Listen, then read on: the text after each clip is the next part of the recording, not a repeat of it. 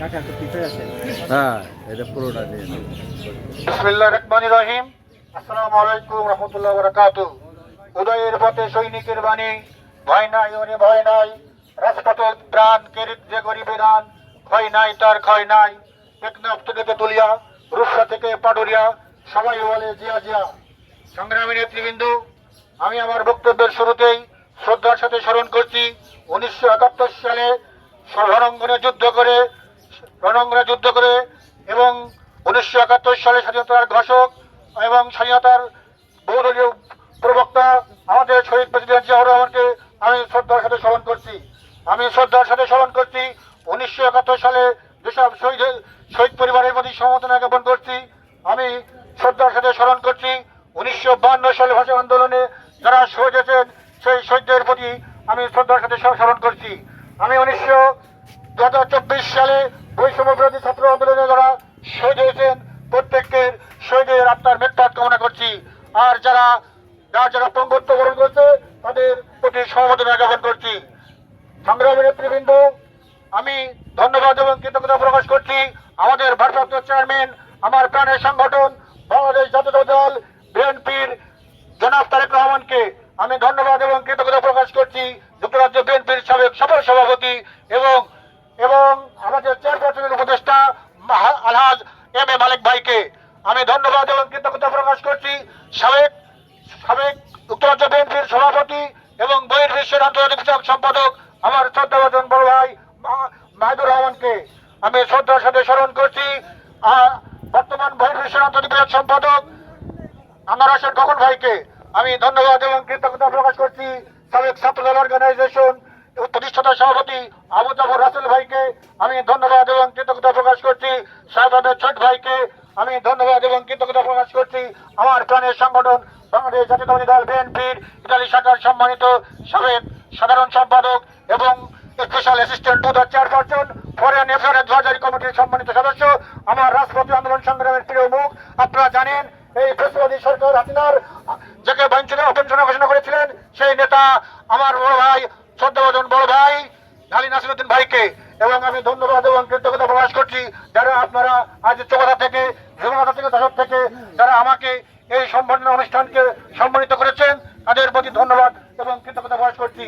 সম্মানিত নেতৃবৃন্দ, আমি কিন্তু দুর্দিনের বন্ধু, আমি সুদিনের বন্ধু নয়। আপনারা জানেন বিগত আন্দোলন সংগ্রামে বহির্বিশ্বে ইতালি থেকে বেলজিয়াম, জার্মান, ফ্রান্স, সুইজারল্যান্ড সমস্ত জায়গায় আমি সশরীরে আমি অগ্রগণী ভূমিকা পালন করেছি।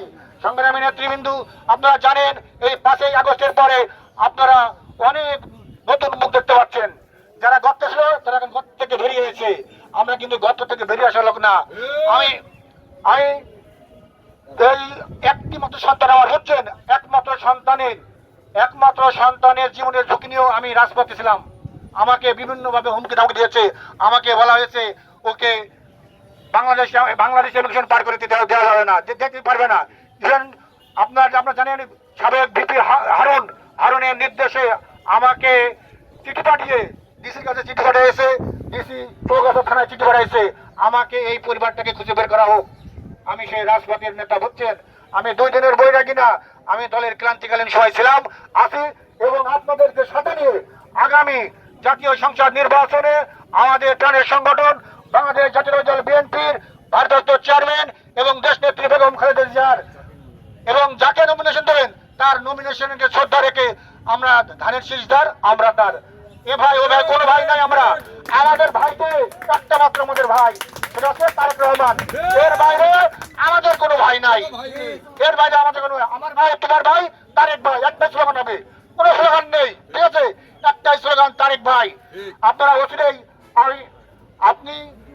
অচিরেই আমার এম এ মালিক ভাই আমাকে বলছে আপনারা অচিরেই দেখতে পাবেন আমাদের নেতা ভারপ্রাপ্ত চেয়ারম্যান তারেক রহমান অতি শীঘ্রই আসবে। এবং আমি ধন্যবাদ এবং কৃতজ্ঞতা প্রকাশ করছি দক্ষিণবঙ্গের উন্নয়নের কারিগর আমার নেতা অনিন্দ্র ইসলাম অমিতকে। সে আমাকে সার্বিক সহযোগিতা করেছে এবং তার সহযোগিতায় আমি আজকে যখন আসার আগেও তার সাথে কথা হয়েছে, সে আমাকে সার্বিক সহযোগিতা করেছে। আমি আমার ব্যক্তিগত পক্ষ থেকে ধন্যবাদ এবং কৃতজ্ঞতা প্রকাশ করছি। ধন্যবাদ এবং কৃতজ্ঞতা প্রকাশ করছি যশোর জেলা বিএনপির সম্মানিত সভাপতি সাবু ভাইকে। ধন্যবাদ এবং কৃতজ্ঞতা প্রকাশ করছি জেলা বিএনপির সংগ্রামী সাধারণ সম্পাদক জেলা রশিদ খোকন ভাইকে এবং আজকে যারা আমার অডিয়েন্সের সামনে যারা উপস্থিত হয়েছেন এবং আমার পিছনে আমার আশেপাশে যারা আছেন সবাইকে আবারও ধন্যবাদ দিচ্ছি। আপনারা যদি আমার চলার পথে বা আমার ব্যবহারে যদি কষ্ট হয়ে থাকেন আপনারা ক্ষমা দৃষ্টিতে দেখবেন। আমি আপনাদের ছোট ভাই, আমি যেমন বিএনপি করি আপনাদের বিএনপি পরিবারের যেমন এখন সন্তান, ঠিক তেমনি আমি চৌগাছার সন্তান, অর্থাৎ আপনাদের সন্তান, আপনাদের ভাই, আপনাদের আত্মীয়স্বজন, আপনাদের বন্ধু বান্ধব। ঠিক আছে, আমি আগামী যে কোনো আন্দোলন সংগ্রামে আমি আপনাদের সাথে নিয়ে সামনে এগিয়ে যেতে চাই। আপনারা হয়তো অনেকেই মনে করছেন বিএনপি ক্ষমতায় চলে গেছে, আসলে বিএনপি কিন্তু এখনো ক্ষমতায় যায়নি। আমাদের সামনে এখনো দুর্দিন অপেক্ষা করছে। আর যারা দলীয় পদ পদবি ব্যবহার করে যারা আকাম কুকাম করছেন, চাঁদাবাজ, তাদেরকে আমি সতর্ক করে দিচ্ছি, বুঝছেন? আপনারা ভালো হয়ে যান। কোন রকম যদি আপনারা কেউ যদি দলীয় সংগঠনের পরিচয় দিয়ে যদি কোনো চাঁদাবাজ দখলদার যদি প্রমাণ দিতে পারেন, আমি বলছি এই চৌগাছায় যদি কোনো নেতা থাকে যদি কোনো পদক্ষেপ না নেয় আমি আফিলউদ্দিন পদক্ষেপ নেব ইনশাল্লাহ। তবে 100% আপনাদের প্রমাণ দিতে হবে, হ্যাঁ কোনো নেতা, কোনো সমর্থক, কোনো কর্মী আকাম কুকাম করছে। আমাদের ভারপ্রাপ্ত চেয়ারম্যান তারেক রহমানের নির্দেশ, আমাদের 31 দফা বাস্তবায়নের লক্ষ্যে 18 কোটি মানুষের মাঝে 31 দফা বাস্তবায়ন করতে হবে। আমি ইউরোপ থেকে আসছি শুধু 31 দফা বাস্তবায়ন করার লক্ষ্যে আমি কিন্তু এই দেশের মধ্যে পদার্পণ করছি। আমাকে শুক্রবারে কল করেছে এম এ মালিক, বলছে আফিলউদ্দিন তুমি কি প্রস্তুত আছো? আমি বলছি ভাই দলের সিদ্ধান্তে আপনি যখন আমাকে ডাকবেন আমি সেখানে পৌঁছে যাবো। আমাকে শুক্রবারে কয় তুমি রবিবারে তোমার আমি বাংলাদেশে দেখতে চাই। আমি সফর সঙ্গী হিসেবে দেশনেত্রী বেগম খালেদার সঙ্গে যাচ্ছি। তখন আমি শুক্রবারে না শনিবারে টিকিট কেটেছি। শনিবারে টিকিট কেটে রবিবারে একই ফ্লাইট আসার কথা ছিল, কিন্তু আপনারা জানেন যে ফ্লাইট সমস্যার কারণে তিনি এয়ার অ্যাম্বুলেন্সে আসছে, কাতার এয়ারলাইন্সে। যাই হোক আমি রবিবারে আসছি, দেশনেত্রী বেগম খালেদা সোমবারে আসছি। আমি সৌভাগ্যবান বলে মনে করছি যে এম এ মালিকের সফর সঙ্গ হতে পেরেছি। আমি খুব সৌভাগ্যবান মনে করছি দেশনেত্রী বেগম খালেদা জিয়ার সফর সঙ্গ হতে পেরেছি। আপনারা জানেন গত আজ 10 দিন আগে আমি দেশে আসছি, কিন্তু 12 বছর পরে দেশে আসার সত্ত্বেও আমি কিন্তু আমার পরিবারের কাছে ফিরে যাইনি। আমি কি করেছি, দলের দিক নির্দেশ অনুযায়ী আমি এম এ মালিকের সফর সঙ্গী হিসেবে আমি সিলেটে গেছি। সিলেট থেকে সফর শেষ করে গতকাল ভোর 5টা বাজে আমি ঢাকায় পৌঁছেছি।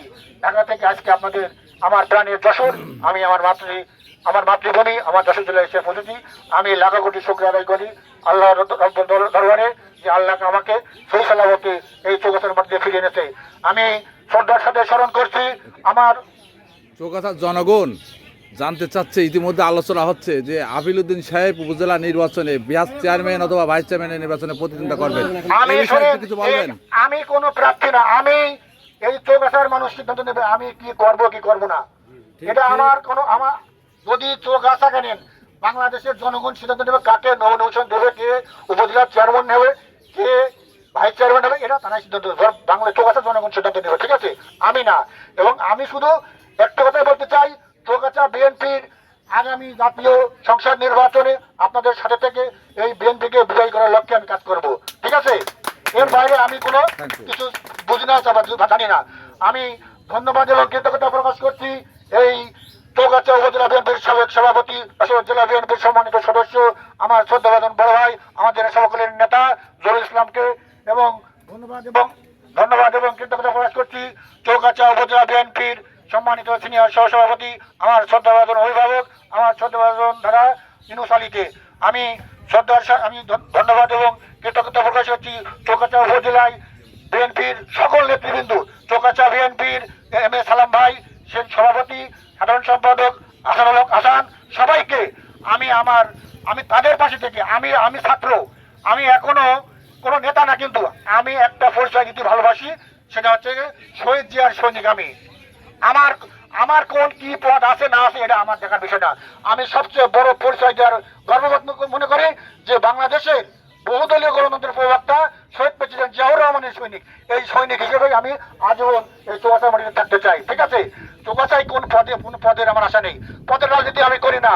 আমি শুধু একটা কথাই বলতে চাই, বাংলাদেশের এই 64 জেলায় ভারপ্রাপ্ত চেয়ারম্যান জনাব তারেক রহমানের 31 বাস্তবায়ন করার লক্ষ্যে আমি দেশে পদগ্রহণ করেছি। আশা করি আমার অতি শীঘ্রই আমার চৌগাছায় যতটা ওয়ার্ড থেকে শুরু করে প্রত্যেকটা প্রত্যেকটা ইউনিয়ন প্রত্যেকটা সেক্টরে আমি আমার সাধ্য অনুযায়ী চেষ্টা করবো আমার সদস্যকে নিয়ে আমি এই ঐতিহ্য বাস্তবায়নের কাজ করবো ইনশাল্লাহ।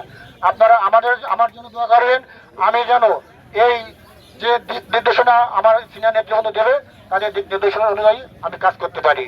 আর সবচেয়ে বড় কথা দেখেন, এখানে রাজনীতিতে গ্রুপিং থাকতেই পারে, কিন্তু আমরা প্রতিহিংসা করব না, আমরা প্রতিযোগিতা করব।